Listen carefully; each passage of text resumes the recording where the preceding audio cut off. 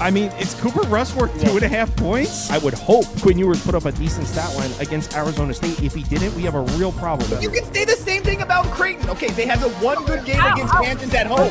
When Toast talks about the kicking market, it's like some earth is flat shit. Andy, true or false, this is going to be a dog walking. Dog walking. This is my dog walking of the day. I think it's going to be very ugly. Dog walking. I think this is going to be ugly. Hey, get the sauce. I'm pretty sure. Yo, what's up, everybody? Yo, Toast green screen. Hold on. There we go.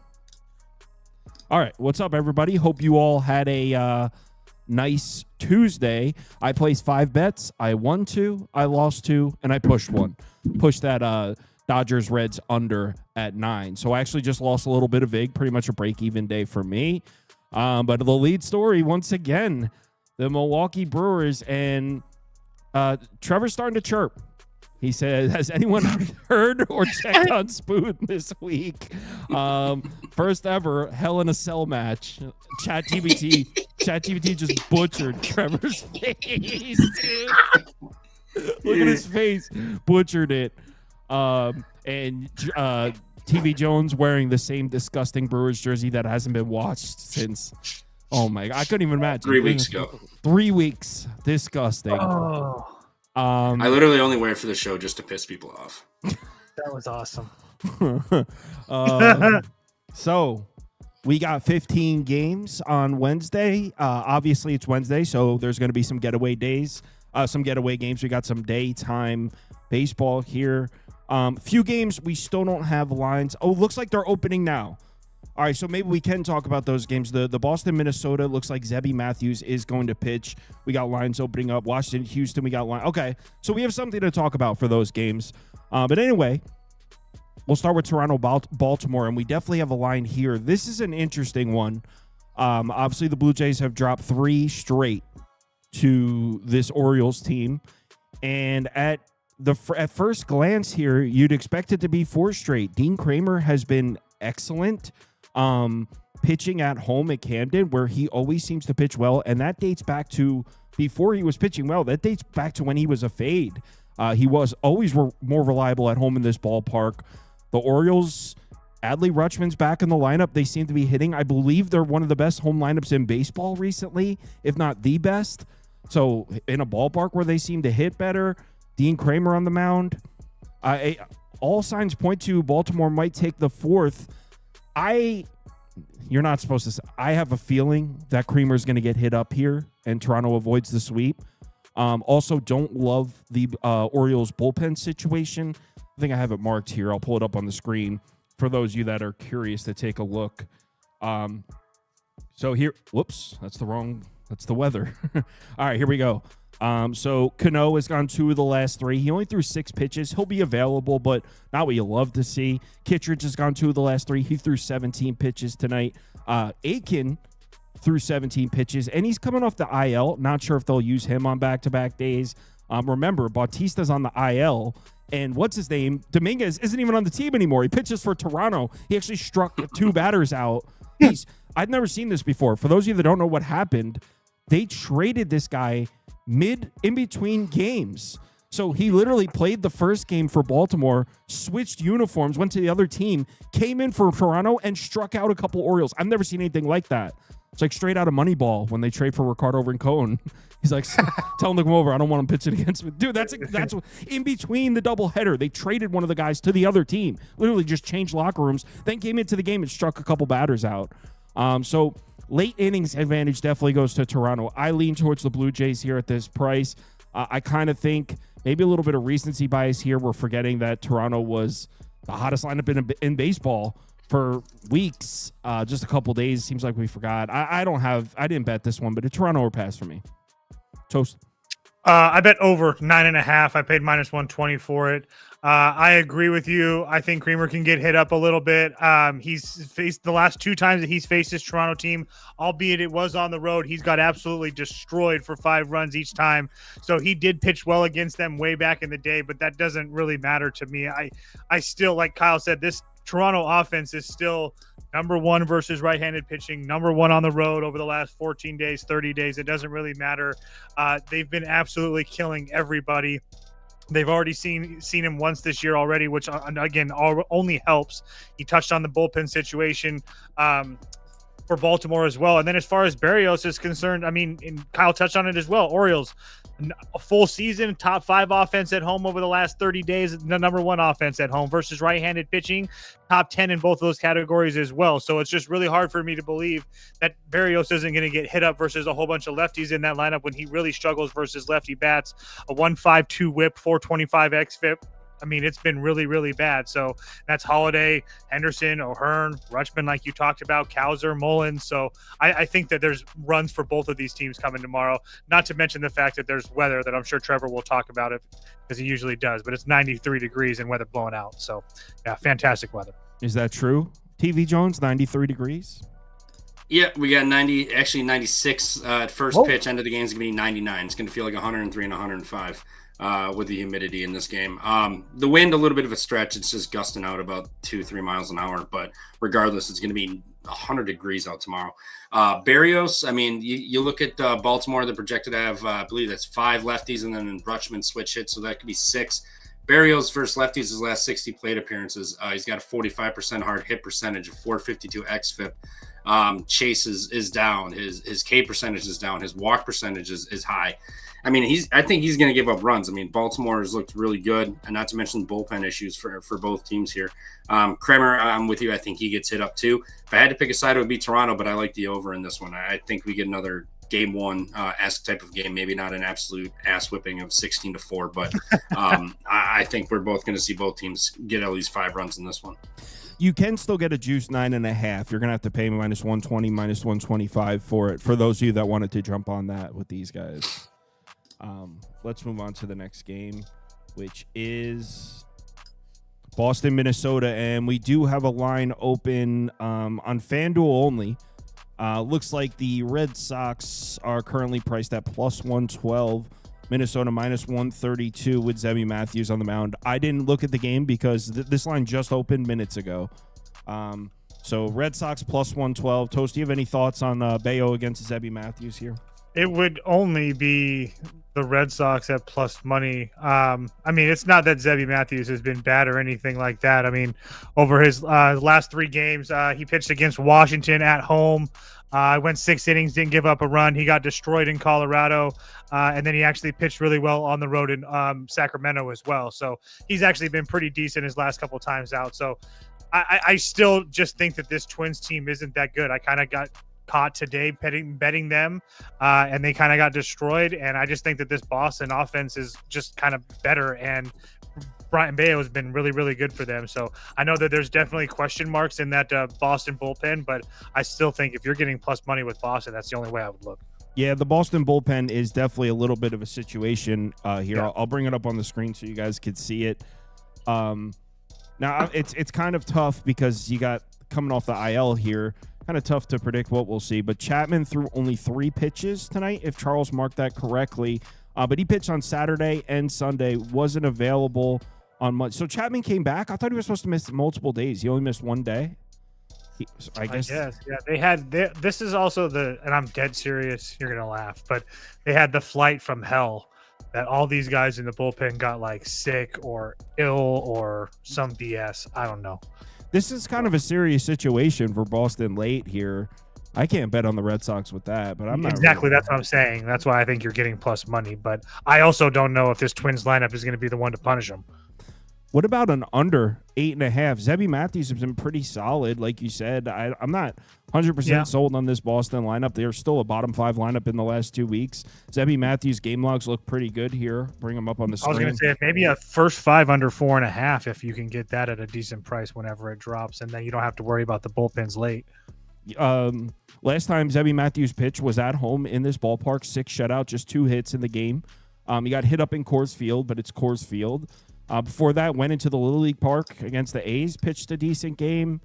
I don't know. Zebby Matthews has been all right. Pitched 7 innings against the Mariners. Boston against righties, not exactly blowing me away. Plus, there's some questionable names the last 3 they saw. They were barreling up Wheeler, though. It'll be under a pass for me. Trev? I don't hate an under. Minnesota's offense doesn't look great. They they almost kind of no, they didn't really almost come back tonight. They got their asses whooped from the jump, basically. You know, Zebby Matthews, he does excel versus lefties. We remember that, but there's only going to be Anthony, Duran, Yoshida, and Abreu, so some bigger bats. And then you got Toro, switch hitter. But other than that, I mean, it's going to be righties with Bregman, Story, Narvaez, and Rafaela. So, I mean, like, I think they can still hit him up a little bit. It would be Boston for me in this one. I think they get this done here, and I think Zebby Matthews and company struggle across the board tomorrow. I hope John Gray dude, John this guy Gray. haunts me for my rest of my life. Like, I can't get away from this bum. Just gives up 4 earned runs, and now my freaking Texas ticket's gone. Like, yo, retire. I haven't heard his name in a minute. He's been hurt, right? Yo, who cares? Next game. Next Yes. game is Phillies White Sox, and before you guys go, I think this is an affordable price to play on the Phillies. I know Hauser's been pretty good, but I mean, Phillies have a couple dangerous lefties, obviously, in the lineup that should definitely give him problems. The White Sox, look, they're probably going to be able to score some runs on Taijuan Walker, but the big, scary White Sox we've been talking about, one, we didn't see them tonight. They didn't really get to Luzardo, although they did have some opportunities to score. They just didn't capitalize on them. But the big, bad, scary White Sox numbers we've been looking at, mostly against left-handed pitching, it's not as impressive against righties. So, look, it's Taijuan Walker. I'm not expecting a gem, but I wouldn't be surprised if he's able to throw together a quality start. I think the Phillies to get to Hauser. We've got the serious advantage late in the game. I think because of what the White Sox have been doing against lefties recently, and because of the Taijuan Walker versus Adrian Hauser pitching matchup, we're getting an affordable price on the Philadelphia side. I was really close to betting this one. Looks like you can still get a minus 144 on FanDuel. What do you think, Toast?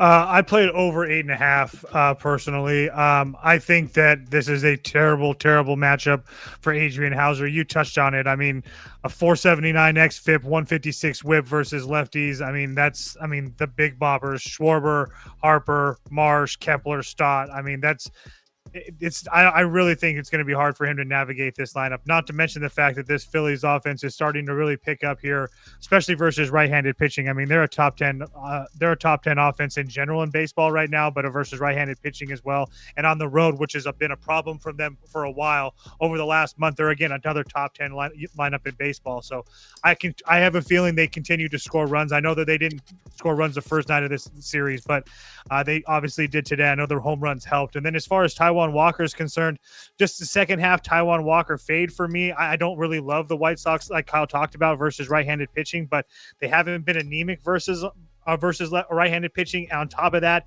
they do have a whole bunch of lefties in that lineup, at least 5 lefties in that lineup. So I do think that they're definitely should be able to give Taijuan Walker some problems. So I don't really love the Phillies bullpen. I don't really love the White Sox bullpen in general. So I got this at 8.5. I think it's going to be around 9 tomorrow. I think we see some runs in decent weather tomorrow as well. TV Jones? Yeah, I said in the voice chat I like the over, but looking at the weather, I didn't take a look at the weather. It's gonna be raining tomorrow. I mean, wind is blowing out to right field, 10 to 12 miles an hour. But you're gonna have like a 30% chance of rain across the entirety of the game, so there's a chance for delay, and then potentially that kind of affects the way things go. I would pivot to Philly money line too. At this point, I mean, I could see this going under. I could see Hauser and Taijuan, excuse me, doing all right. And then the White Sox bullpen giving it up. I could see a bunch of runs in this game, but I don't really see an avenue for the White Sox to really win. I know Taijuan Walker's not great, but Phillies have, their offense started clicking today. The Phillies came back to, White Sox came back to earth a little bit. And last time I checked, Taijuan throws with his right hand, not his left hand. So that can be a little bit of a struggle for the old White Sox. So I'm just going to pivot over to Philly money line and get off the over from the voice chat that I liked. By the way, we accidentally skipped Arizona Detroit. I don't have the graphics ready, so I'm just setting the graphics Detroit up now. minus 1.5. I'm setting the graphics up now, and we'll get to that one in just a minute. It's just a little bit out of order. All right, let's move on to the next game, which is. Oh, that's why it's out of order, because I have Phillies White Sox twice in a row. That's why But yeah, I'll get to that. Washington, Houston, and this line is now open as well. Mackenzie Gore is giving us minus 120 with Houston at home. It's tempting, considering Mackenzie Gore hasn't even looked all that good. Toast? I mean, I've known the price for 10. Man. Yeah, obviously it just opened up. Okay, so Mackenzie Gore, I will say his two bad starts were the home start versus the Padres. Maybe it's emotional, whatever. He got destroyed. And then on the road at the Dodgers. Besides that, he's been fine. I guess for me, it's more of Washington. Can you trust their bats? And what you think of Ryan Gusto. So he's kind of been the same way. He got throttled his last time out, which was at home. But, I mean, his previous 4 or 5 starts before that were just fine, including a road start against the Dodgers. So, yeah, I guess Washington a small lean just because I do think that they have a starting pitching edge maybe in the first 5. But, yeah, I don't know. I think it was OT in the voice chat was saying he likes Houston to hit Gore up. TV Jones, obviously the line just opened, so you might not have looked at this one. But first reaction to anything? Yeah, I went to look at Gore versus Astros lineup. I mean, the small sample size. They're 7 of 20 with a double, 5 strikeouts, 1 walk. So I mean, like nothing serious. I mean, Gore has not looked good lately. I know his last outing in Minnesota 1 earned, but 8-1-2-1. So I guess he's, I haven't looked at his numbers in a minute. But regardless, why does this? No, I was thinking a little stretch earlier. But yeah, I don't know. I could see it, but I mean, Houston hasn't done anything offensively. I know they put up 7 tonight, but what have they done otherwise? Like they've been kind of a shell of themselves. Mackenzie Gore's been a shell of himself, dude. Oh my God! Yeah, what do you mean? Looking at this, I was mistaken. He's been all right. I mean, he did give up 8 against the Padres, but 1-2-1, and then 5-2-2. I mean, he's been all right lately. I don't think anybody wants to bet Washington. I think Washington was the fake sharp play of tonight, and then they got waxed. I don't think anybody wants to go back to it. I'll go with Washington here. I don't know if I'll bet this game. But I'll pick Washington. Who started for Washington tonight? I can't even think off the top of my head. It was. Oh, okay. I was just wondering. Never mind. I could tell you in about 2 seconds. It was Soroka. Yeah, Soroka. Okay.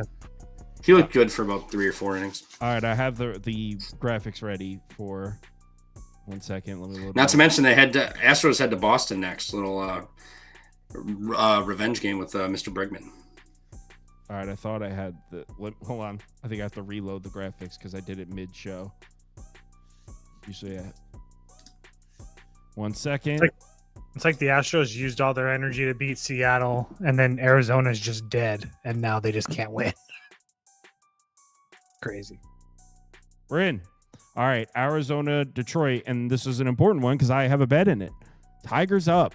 I think this one is going to do exactly what the game earlier today did, which is, you guys remember, I took the Tigers at minus 140. It closed at minus 160. Here I am getting the Tigers at minus 130. I know Chris Paddock struggled the last bit of his tenure there in Minnesota, and it's not that I'm exactly expecting a Chris Paddock resurgence. He is the padlock. But Arizona is in checked out mode. This team is terrible. In their last, I'll pull it up on the screen because I don't think people realize just quite how bad this has been. This team cannot score runs. We're talking about a dead lineup here. 1 second, pulling it up now. Yeah, it's got to be into like the 15s because I have on my notepad like 14 or 13 right here because I was taking team totals or looking at team totals. So here we go. Here is Arizona's recent games. You can see here, they scored 2 runs tonight in the first inning. Didn't do anything after that. 1 run before that. 0, 0. 1 in the 11th inning. 3, 1, 3. I mean, this team looks terrible right now. Not to mention Detroit. Look, is 3 games enough for us to say, hey, this team's back? No.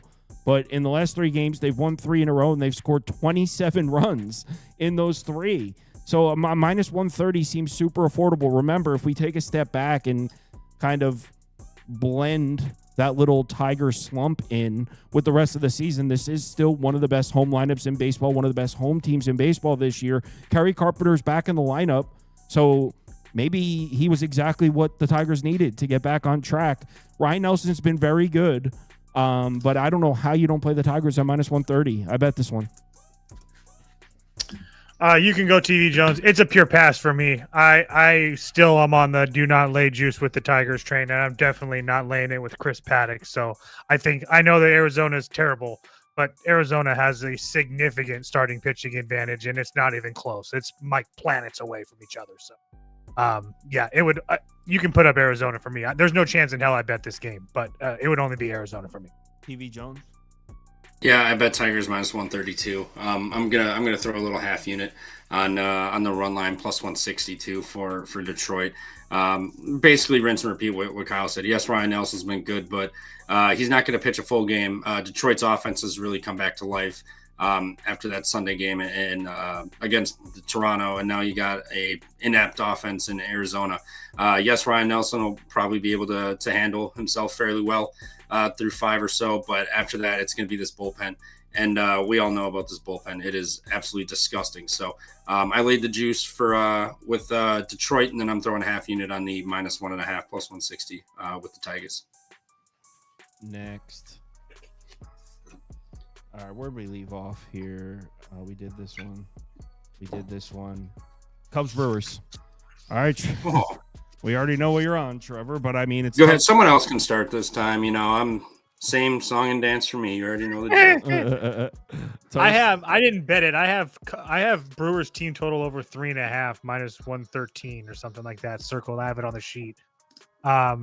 I mean, we talked about this going into this series as well, that I think this is like against left-handed pitching. I think this is a Brewers offense that we can trust. And I have never really been a big Shota guy personally, so especially here on the road here. But I mean, this Brewers offense at home has been, I mean, I faded them today. I mean, I'm 1-1 in this series, but I mean, at home, I mean, it's really hard to. I mean, so I'll let Trevor go. I mean, because I know that Trevor's only letting us go because of the comments get into his head. But they are. They're not in his head. But it would only be Milwaukee to score runs for me. It would be Milwaukee or Milwaukee. Yeah. Trev? Yeah, Brewers money line already bet at -119. This is an absolute joke of a price. Betting the run line too. It is +175. I put a half unit on that too. This Cubs offense is an absolute freaking joke. This team has no energy. They don't care to be out there. PCA looks like Anthony Volpe in the outfield. He can't make a play to save his life. Okay, Trevor. It was weird carom off the wall. Relax. Oh no! What about the one that was in his glove? Okay, yeah, that one too. They suck. You want to talk about Churio tomorrow? How's he going to look? Yeah, he's got right hamstring spasms. He's going to be out. I already said that. Ian Happ not going to be playing either. Not that it really matters because he's absolutely useless. The rest of this lineup is not looking good. It's going to be the Brewers again, top to bottom. This lineup's hitting minus Joey Ortiz. I'm going to have a couple plays in this. Brewers money line, Brewers run line, and then I'm going Joey Ortiz under half a hit for half a unit, and then I'm going Freddie Peralta under outs. I didn't see him the last time, but Cubs have seen him this year. Peralta likes to nibble on the zone and just what's that? Twice already. Yeah, okay, whatever. They've seen him twice, but his number's not up yet, but they've seen him twice. Peralta likes to nibble on the zone and get himself into high pitch counts, trying to go for strikeouts, trying to paint the corner. So I think he gets pulled somewhere around the 5th inning. So Peralta under outs too, but Brewers are going to get this done. Their bullpen is completely fresh. The Cubs have no motivation to be here. They just want to get the hell out of town and go back to Miller Park South, aka Wrigley. So it's all Brewers tomorrow. Like, don't overthink it. This entire lineup minus Joey Ortiz is on another level. Not to mention King Vaughn owns this team. The Cubs aren't motivated. Toast, you hear that? I was like trying to think of other things to talk about because now I don't want people to act like I'm thinking that Shota's bad on the road because Trevor just went on that soliloquy. But Shota's been good on the road. I don't want to make it sound like he's been bad or anything. That's not why. But he has struggled in Milwaukee. It hasn't been great the 9 innings that he's pitched there. But I will say that if there's one team that's seen Freddie Peralta a lot, it's the Chicago Cubs. Probably 7 times the last 2 years. something like that. So we've seen Shota too. I'm just That's meant to be giving busted his context ass for this the year crowd, already too. Trev. Yeah. Oh, that crowd. Freddie pitched all right. He saw the Cubs back on June 19th in Wrigley. They scored a few runs on him, but he was okay. In the previous 2 starts before that, he went 13 innings, 1 run with 15 strikeouts. So, again, they didn't have Kyle Tucker, PCA. It's different, but again, people like to know that stuff. So, it's really tough to argue with a team that's 14-3 in their last 17 games with their ace on the mound at home at -120. Like, how do you 35 and 36 and 19 now at home as well. Yep, Cubs are now like 29 and 26 on the road, I think. 36 and 19.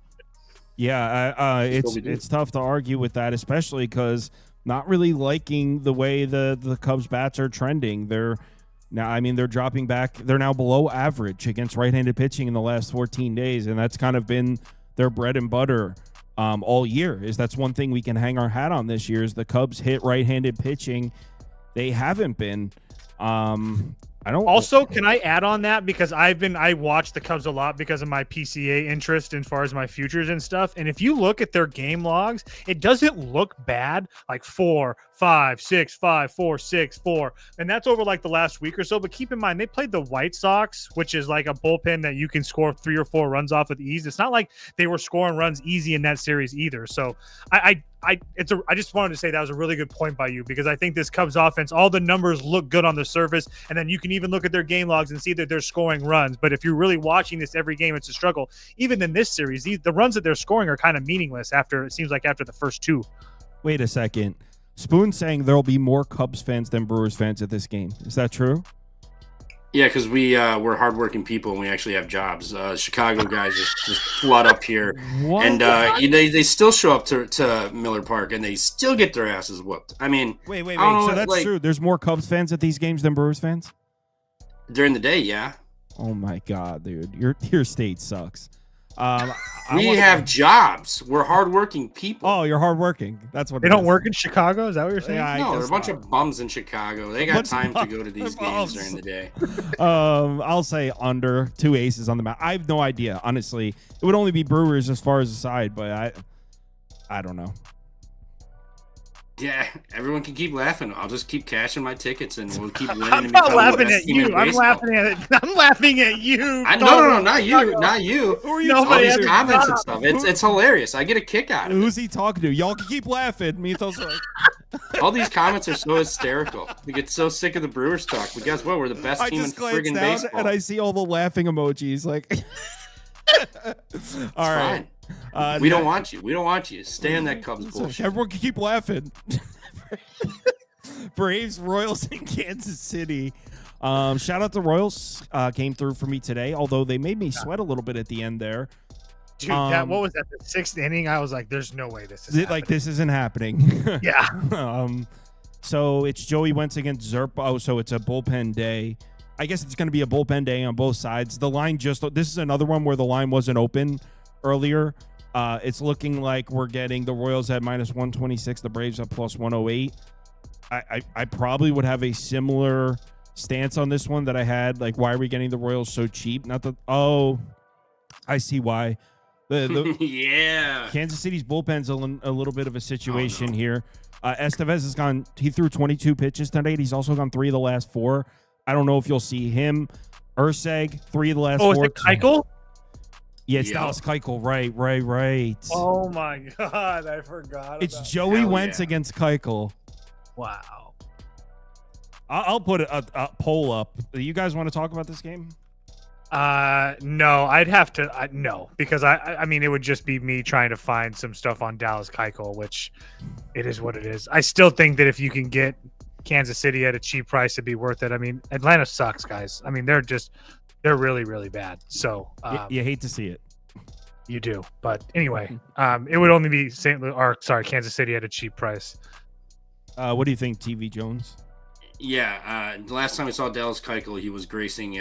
He was donning the Milwaukee Brewers jersey. We got rid of his sorry ass pretty quick. Thank God. But I mean, he was in AAA this year. .43 whip for his lefties. He saw 16 of them, 2 hits, 5 strikeouts. The righties, a 196 whip, 41 batters, 12 hits, 1 homer, 5 walks, 6 strikeouts. He's not been good versus righties. And then Atlanta, granted, their offense hasn't been good, but profiling hit from the right side, Riley, Murphy, Ozzie, Marcelo Zuna, Nick Allen, Eli White. They're loaded with righties.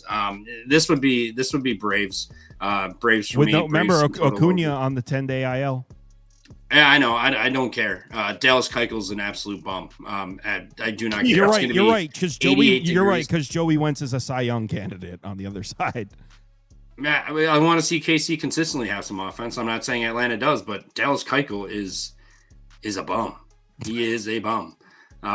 He did come from the city of Chicago. Let's never forget that. So it checks out. So it would be Atlanta money line or team total over one. No, he didn't. He was born in Tulsa, Oklahoma. You hater. He played for the White Sox. That's what. Okay. Anyway, I'd probably go on. You can get a 10. I'd probably go under. We're getting the crazy high total because of the starting pitchers. Neither of these lineups can hit, and now you take Acuna out. The Royals are one of the worst home lineups in baseball all season. They've been a little bit better as of late. We saw a bunch of runs tonight, plus the starting pitchers, I think, is giving us a higher number than we should with 2 really bad lineups. I'm not betting that. I'm literally just throwing something out there. Just for the record, Keuchel pitched 1, 2, 3, 4 times last year. He got lit up by Texas, and then he pitched well on the road in Colorado, well on the road against the Dodgers, and then 3 innings, 3 runs against Washington. So nothing like crazy bad besides the Texas one. His very first start, for what that's worth. Pirates, Giants, and San Francisco. I think the main question in this one has to be, bro, what's going on with Logan Webb, and is it going to stop? It's not just to pull it up because I think we're talking 3 straight starts, but I'll pull up the game log so you guys can see it firsthand. It's a little concerning here with Logan Webb. Here is game logs. Logan Webb usually go ahead. Usually a guy that's rock solid, pretty consistent. We can count on, specifically at home in San Francisco too. I mean, we're talking 3 ugly starts in a row. The Mets crushed him. 6 earned runs, 9 base runners. He only made it 4 innings at home in San Francisco. Before that, he went on the road to Toronto, 12 base runners, 4 earned runs. Before that, another home start against the Dodgers, 6 earned runs, 7 base runners. Before that, even the A's gave him some problems. He did pitch into the 7th inning in this one, so this one isn't too bad, but still 10 base runners in that game. Logan Webb has not really looked like himself. I mean, you can scroll back even further. The Marlins, 9 base runners on him. That's a 150 whip there. So you have to go all the way back to Cleveland on 6/19 when that Cleveland couldn't hit anything to save their life for Logan Webb to look somewhat like Logan Webb. This is what back here. This is when Logan Webb is looking like all-star Cy Young candidate Logan Webb. So we're talking about since late June. Logan Webb's been kind of trending the wrong direction. Now, I will say these aren't that bad here. It's been bad the last few. But the point is, it's Logan Webb stock. It's just doing this. So do you trust the Pirates to hit Logan Webb, Toast? I mean, I don't know if I trust them to hit him, but it would only be over or pass for me at 7.5. I mean, you touched on it, and that's what I interrupted you on accident because I was just wanted to make sure that you mentioned the hits and the walks and the base runners, because that's like the one thing that's concerning to me. Because like, and you said it, like even when you get down to the starts against Miami and Arizona and stuff, like the 2 and 3 runs, that's not super concerning. But when you have 10 base runners in 6 innings and stuff, things are going to happen, and we've seen this Pirates offense be just fine over here in San Francisco the last couple nights. So, not to mention the fact that Mike Burrows we're probably getting this 7.5 because Mike Burrows is coming off of a really good start against Arizona at home, but we know that they can't hit anything to save their life. I mean, his previous road start, he got absolutely shelled in Minnesota, and they looked decent in Seattle. But I mean, who doesn't look decent in Seattle? So, I know that this Giants offense isn't great, but I was looking at this and I was thinking over 7.5. I know Logan Webb on the mound can be concerning, especially at home, but he has not been himself, and I don't really trust this Giants bullpen at this point either. So it would only be over for me. Guys, one thing I want to point out here, if you just look at the spreadsheets and you just look at some simple splits, it might look like Mike Burrows is a guy you can't trust on the road because you see his last 5 home starts, the numbers look pretty good. Wow, let's cover my face 1 second. So you can see his last 5 home starts look pretty good. His last 5 starts look pretty good. Last 10 starts look pretty good. But if you go down to the road splits, last 3 road starts, 6.23 ERA, 6.42 WHIP. Obviously, the road starts look worse.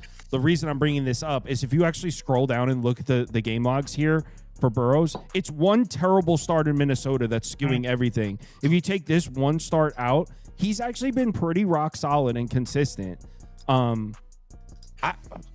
I think it's worth a flyer on the Padres. The Pirates.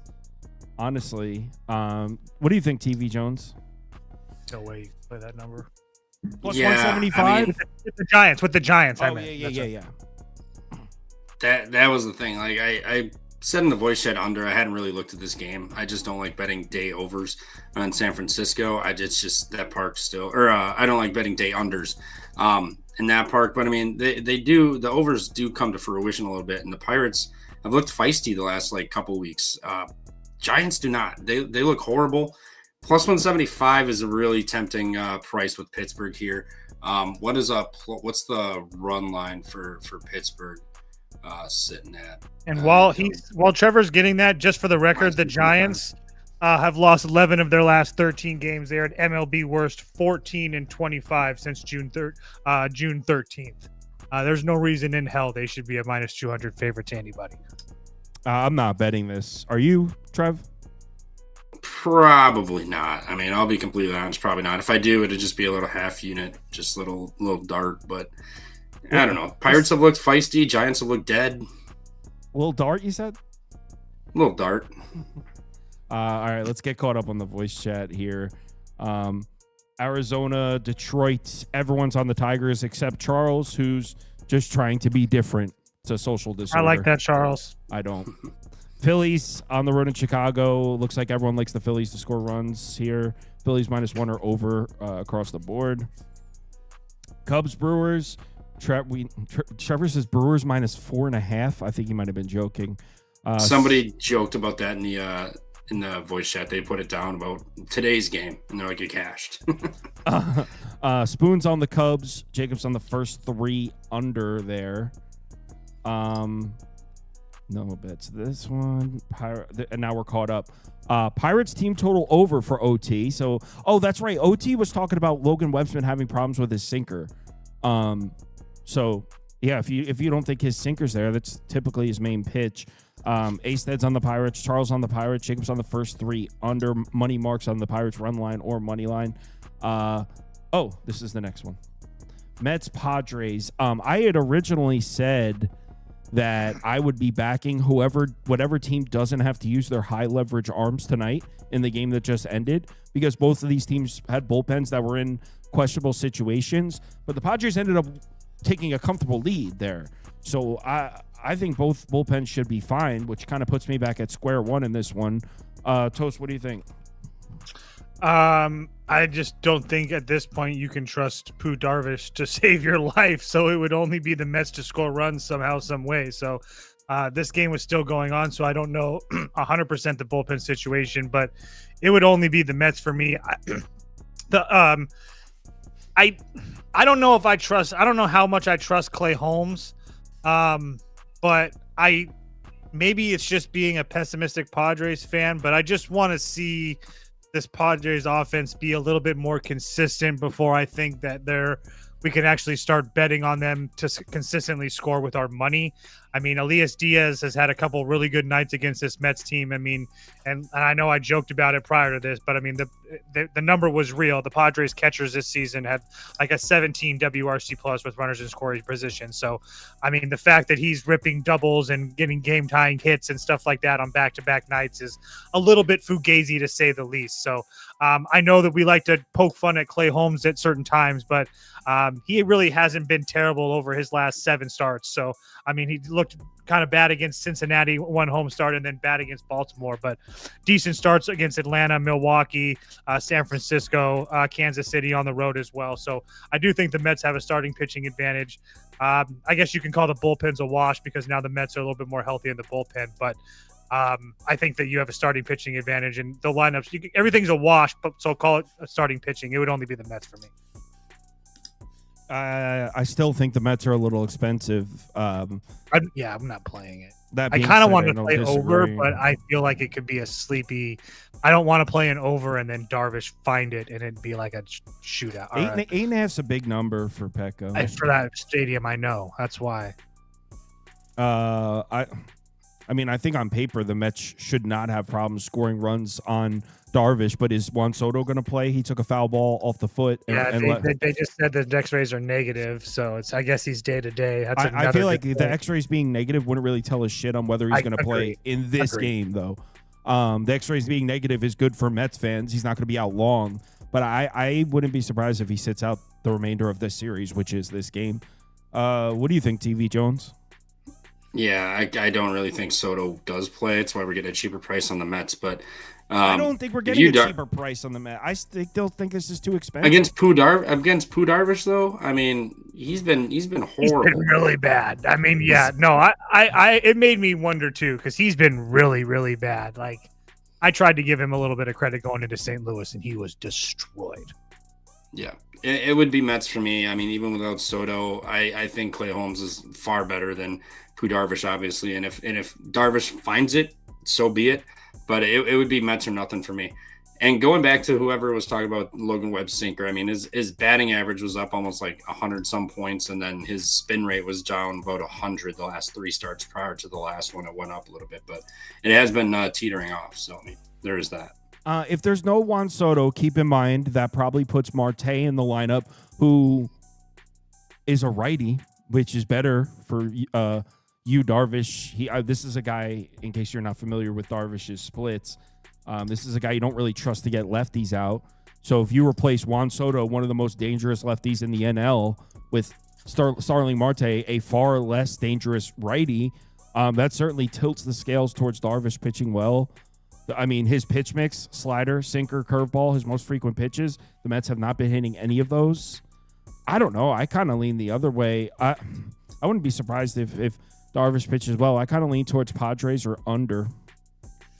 I know that everybody likes to rag on Soto, but he is one of those guys that plays almost every game. I mean, he's like 152 plus games a year guy. So if he can play, he'll play. I just wanted to give him that credit. I'll say under or pass. How valiant of you, Toast. Just saying, people like to talk a lot of crap about him for no reason. Rockies, Cleveland. Colby Allard against Kyle Freeland here. This is another line that opened up late. And this one's open on a bunch of sports books, though. This is not just FanDuel. A bunch have opened this up around this number. Cleveland minus 190, Colorado plus 160 in that range, pretty much across the board. Toast, any thoughts? Not really. I know that Kyle Freeland isn't great, but he is pretty decent versus lefty bats, which is obviously a positive when you are going to be facing this Cleveland lineup, obviously. So I mean, it wouldn't be crazy for me to see him pitch kind of well. I know that this Cleveland offense has kind of exploded randomly at times over the last week or so. So that's kind of a scary thought. I don't really know what to expect to get from Colby Allard, really, personally. But I would expect Freeland kind of to pitch kind of decent here tomorrow, actually. So he hasn't really been terrible, especially on the road in some kind of difficult spots on the road too. So Baltimore, Boston, Milwaukee, Miami. I mean, all those teams can kind of hit. So I don't know. You can't bet the Rockies though. Like 8 feels this. I mean, I got under 9 in the first game of this series. It's all the way down at 8 with Freeland. That's why it makes me feel like Kyle Freeland's going to pitch well. I just don't know how you expect Colby Allard to go out there and just like that. I mean, that means they think he's going to pitch a gem as well, which I guess, I mean, it is the Rockies, but it's. So Cleveland against lefties, they didn't get to Noah Cameron, but before that, they were showing signs. Remember, they got to 2 in that athletic series. They also made some noise against Gordon. They got to Chris Bubich as well. So Cleveland has been showing signs of life against lefties. The last 14 days is a little small, but as a whole, Cleveland showing a little bit. TV Jones, anything? It would be over or nothing. I mean, Allard's going to go 1 or 2 innings, and then it'll be. I don't know who's even following him. I couldn't find that, but it would be over or nothing. I mean, Cleveland, their offense looked a little better And then I think Rockies can scrap across 2 or 3 runs. So, I mean, at getting a flat 8, I would take an over, but probably not going to bet this. Yeah, I'm good. I don't even want to talk about this one anymore, to be honest. Tampa. Hell yeah. Let's go. Hell yeah. I bet this one. I'm on the Rays at plus 120. First of all, I want to say it pains me to fade Will Warren at home in Yankee Stadium because he's pitched well there. Talking like 5 or 6 quality starts in a row at home in Yankee Stadium. So I don't love the idea that I'm going against that. That being said, I mean, you're not going to see Devin Williams in this game. He's gone 2 of the last 3, 25 pitches tonight.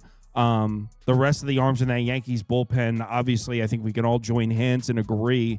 Nobody that we trust. I'll pull it up on the screen to see who's going to be now, because Will Warren is not a guy that goes deep into games.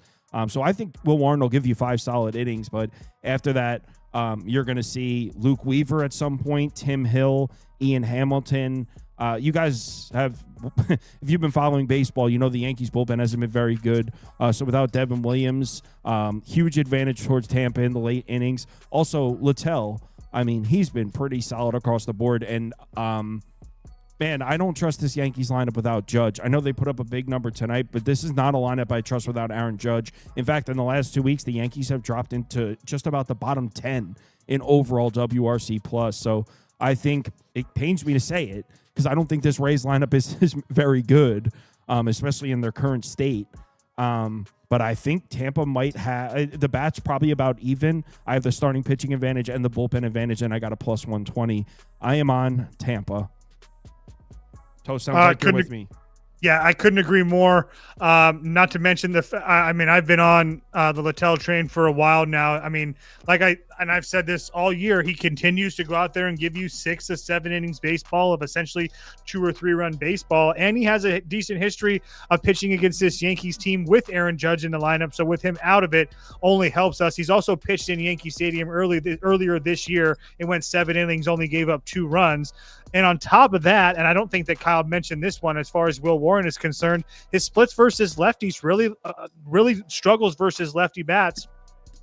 And Tampa Bay is going to be able to put Simpson, Aranda, Lau, Magnum, Gray, Walls. I mean, they're going to have a lot of guys batting from the left-hand side to make that difficult for him. So I just feel like this number is completely off with a Tampa Bay team that knows and has played this Yankees team well over the last couple. Always has. I mean, going back the last 2 or 3 years, these teams are essentially even when these guys play. So yeah, I think that playing Tampa at these numbers, especially with the Yankees tax, is always going to be a pretty decent bet. But yeah, I played Tampa plus 120 as well.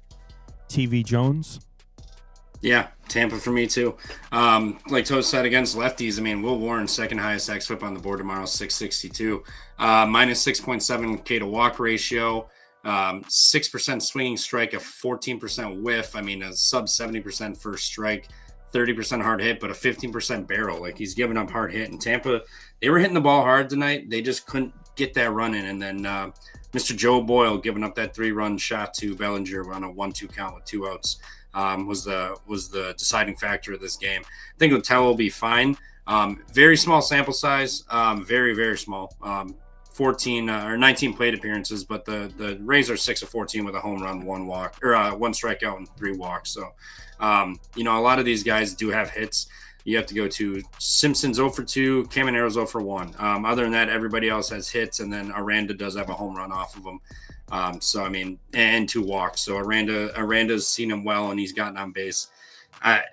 It would be Tampa. I'm going to bet this too, but I want to see the Yankees consistently get some offense going. I know they did tonight, but I don't think that's going to be a consistent thing without Judge in the lineup, because they don't have to pitch around him and put somebody on base whenever the hell he comes up to bat.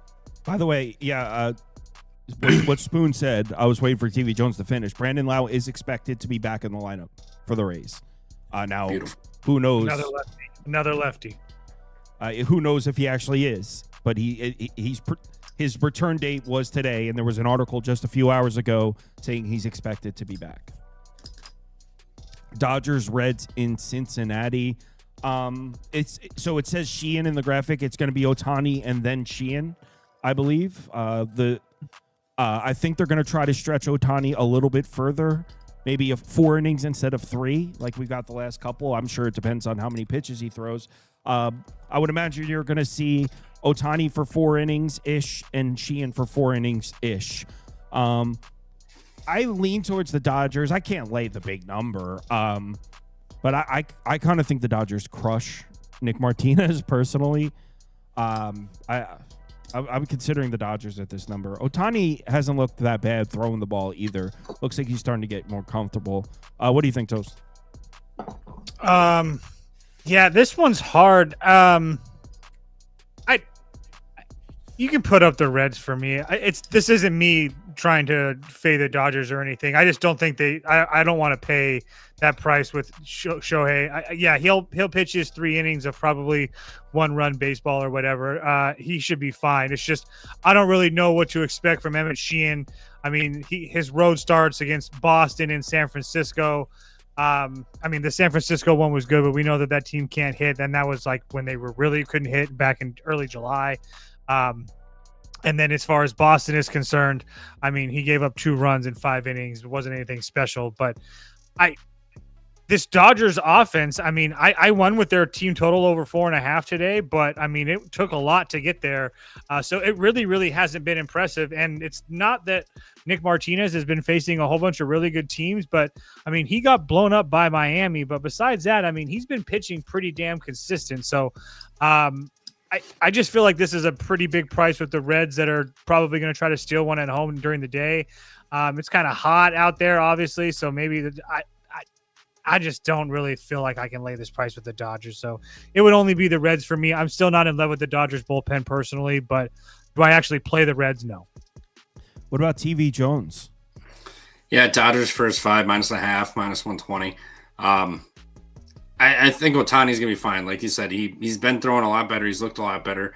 The Reds offense, they scored 4 tonight, but they still haven't looked great as of late. And then you even said it last night, the entire unders that come in this park because they're really struggling. And their starting pitching has been all right too. But Nick Martinez, I have no faith in. Not a big fan of this guy. I think Ohtani and Sheehan, if Sheehan comes in at the 4th or 5th or whatever, I think he'll hold it down and be fine. So it would be Dodgers first 5. I don't want to deal with this Dodgers bullpen whatsoever, and them closing out this game. So it would just be the first 5 for me. Guys, remember, unders in Reds games have been crazy. We just talked about they're 16-3 of their last 19, and they pushed. So they're now 16-3-2 to the under in their last 21 games. So unders have been cash cows in Cincinnati Red games. Home games. Wind is gusting in from left field about 3 to 4 miles an hour tomorrow, but it's still going to feel like 99. Yeah, but the weather report has been that in Cincinnati like pretty consistently. True. And it's still going under at a high rate. True. Mm-hmm. Marlins on the road in St. Louis. Go ahead, TV Jones. You like the fish, I know. Yeah, I like the fish. Michaelis, I know he looked good his last home outing, but his last 3 home outings. Okay, whatever. He has not been good. And in Miami, this is a team who's been hot. 8-1-1 their last 10 series. They split it so far here. Quantrill, I think, will be fine. This Cardinals offense scares me none. I know they put up 7 on Monday, but those were a lot of late runs. And this Marlins bullpen's been really good as of late. So I think they continue this. Sandy went out and absolutely dealed today. I think Quantrill's going to give up some. What are you talking about? He looked damn good. The word is dealt. Whatever. Whatever. Go ahead. Sorry, Merriam-Webster, but it would be fish at this plus money. They just been winning games, winning series. We're going to keep getting plus money. I know it's Cal Quantrill. It's scary as hell, but this Cardinals offense hasn't scared me, and the Marlins have the better bullpen. And their bats, after that bad travel spot coming in on Monday, they've looked good again. So give me the fish, fins up. So what do you think? You like that? He dealed last night. I played the first 5 over 4.5. I paid -130 for it. But I like that, by the way. That's more in line with what I think. So yes, I will give the people that are on the Cardinals or whatever on the Michaelis train that he has had some pretty good starts at home. Against who, though?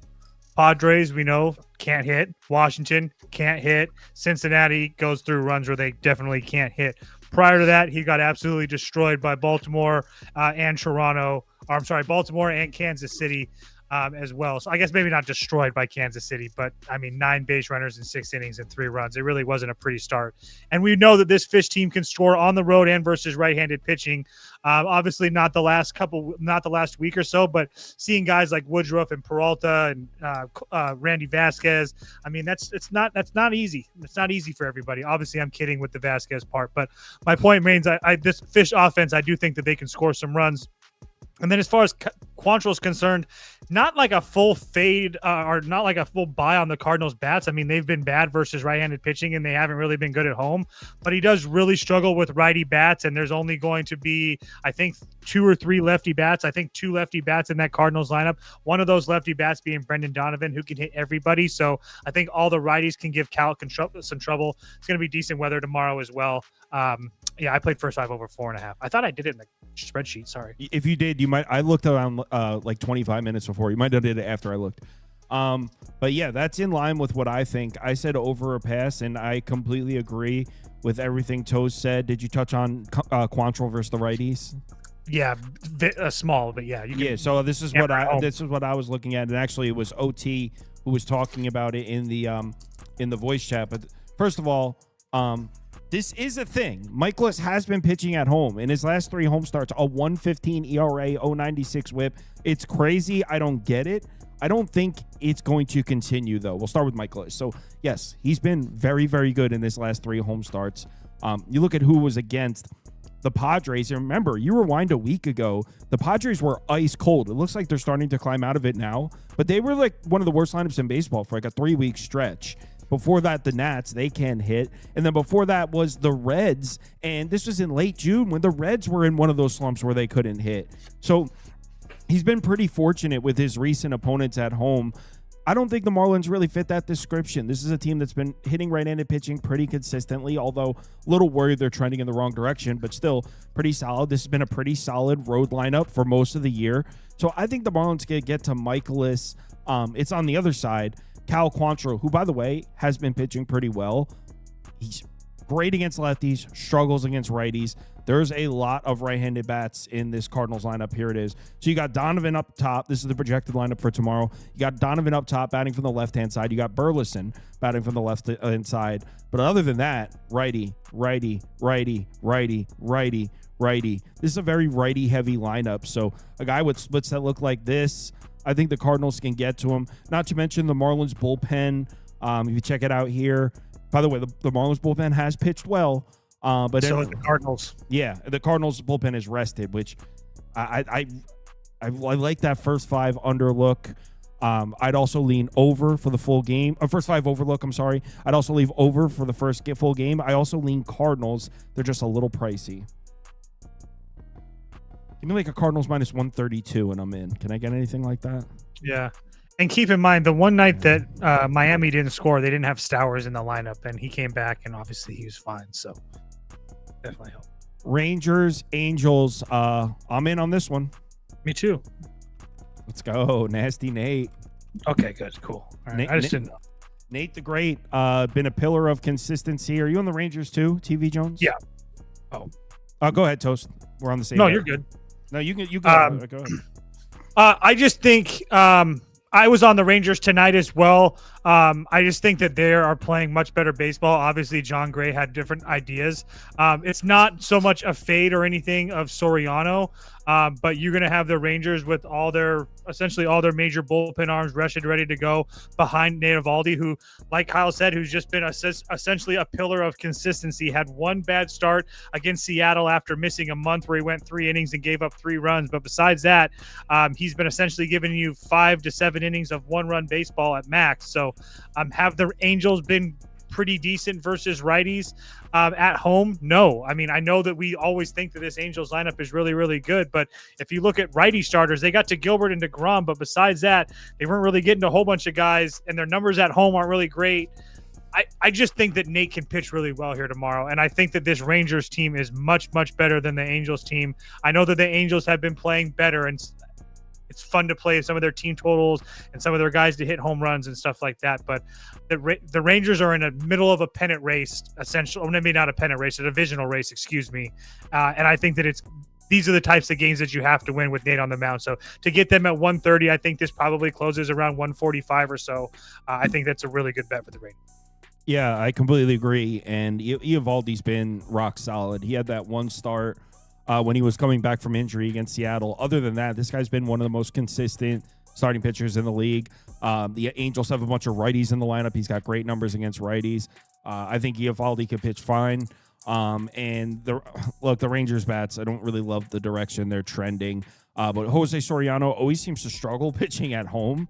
He's much better. He's been a much better starting pitcher on the road. Corey Seager had the day off. He'll be in the lineup for the Rangers. I think minus 130 is a good price. TV Jones? Yeah, I feel like Eovaldi at this price is kind of weird. I mean, the Angels are hitting. I know it's Soriano, but Eovaldi, I mean, he's looked great since he's come back. I get it, but minus 130 just feels like a trappy price. The Angels the Angels just beat them twice in a row. They're 4-1 in their last 5. I mean, what do you want them to be? Like minus 180 favorites on the road? Well, you got Eovaldi. You'd expect this somewhere around like 145-ish. I mean, 140. Yeah, well, dude, it's like I think Kikuchi might be their ace this year, but it's one of their ace. Like, dude, it's Jose Soriano. It's not like a scrub on the mound. The Angels and Rangers have a similar record on the year. I know, but it's Eovaldi. Eovaldi comes in and he gives up, 0 or 1 almost every time. Prior to that injury, he was getting hit up a little bit. But, I mean, you have to go back to April 19th since he gave up more than 1 run in any game, and that was 3 against Seattle. Other than that, it's been 1 or 0 in every single one. It would be Angels for me. I think they get to him a little bit. Their offense has been hot. It's just a weird price. Am I going to bet this? Probably not. But at this given number with Eovaldi, and you can get him at a very affordable price when he goes in there and shuts teams down, I don't like it. It just feels weird. So it'd just be Angels and nothing for me. I think it's more of a reflection of the Rangers than it is of Valdi. Hold on one. Well, yeah, but their offense has not been like anemic. Like they've actually been doing a little something lately. No, I agree. But in addition to everything we talked about, Jansen has now gone 3 days in a row. So there's going to be no Jansen. This is the third time. Detmers has gone 2 of the last 3. Brock Burke pitch. He'll be available. So you're going to see, to close out this game, if the Angels do have a lead, you're going to see Burke, Zephyr, Hahn. Yeah, I like this bet. Trevor's wrong. This is the third time that the Rangers have seen Soriano as well this year. Angels already saw him 3 outings ago, and then that was it for this year. That was no, that's the Dodgers. Just kidding. Yeah, they saw him 3 outings ago, July 8th. 5 hits, 0 walks, 6 strikeouts, and 1 run on 6 innings. I mean, yeah. He also went to Disneyland last year. Went 7 shutty as well. Shove. Nate loves Disneyland. I'm not going to fact check this, but someone in the comments says that tomorrow at the ballpark it's We Miss Ohtani night for the Angels. So I don't know. Mariners, A's, Brian Wu, great career numbers against the A's, says somebody in the voice chat. I didn't look at that personally. I just heard someone say that. For his last game. Don't look at his last game. Well, what do you think? No, I was just saying he got destroyed by the A's his last time. No, I know. I'm saying, what do you think about this one? Oh, I still think it's a little bit cheap. With Seattle. It would only be Seattle for me. I think that they should be much bigger favorites. I guess in my head, I just feel like Brian Wu will be able to is good enough to figure out what went wrong the first time here in Sacramento and be able to right that wrong. So, not to mention the fact that this Oakland team is just so hit or miss. I really can't trust them. And that's not really a shot at Jeffrey Springs either. I mean, Jeffrey Springs hasn't really been terrible. I mean, he got lit up on the road in Cleveland, but his home starts against Toronto, Atlanta, and Cleveland as well, haven't been terrible. So it's not like oh my gosh, we got to fade Jeffrey Springs. He's been terrible, especially at home situation. But I do think that the Mariners are a much better baseball team. But the issue is, at least for me, is that I guess I feel like the Mariners are playing really good, but they're really essentially like a 500 baseball team the last 2 weeks or so. So it's not like I'm like running to the window to lay a big number with them. So I do think they have multiple advantages in this game, including the bullpen. So it would only be the Mariners for me, but I'm not trying to pay minus 150 with them on the road right now. Yeah, it's actually crazy that this Seattle lineup so volatile. I mean, you rewind 6 days, this was like top 5 across the board. Last 14 days, they're a bottom 5 lineup. Now, you don't want to get caught looking at the spreadsheet, especially with these small sample sizes. But it does show you that Seattle's bats, as quick as they go, they're pretty volatile. What do you think, TV This really Jones? reminded me, if you guys were watching the show, the Houston bet that I made a couple of days ago when I laid a half a run at minus 145 with a team that couldn't hit. It just felt similar to me. Like, why am I laying a big number with a team that I don't know if it's going to hit the ball tomorrow? So that's why I passed. I agree, by the way. Woo's been the freaking man. It would only be Mariners for me. Not to mention, we perceive the A's to be a lineup that's hitting right now. I feel like between the Kurtz home runs and the Butler stuff, I just feel like they're perceived to be a better lineup than they are. If you actually look at their game logs against right-handed starters, I mean, they crushed Gusto.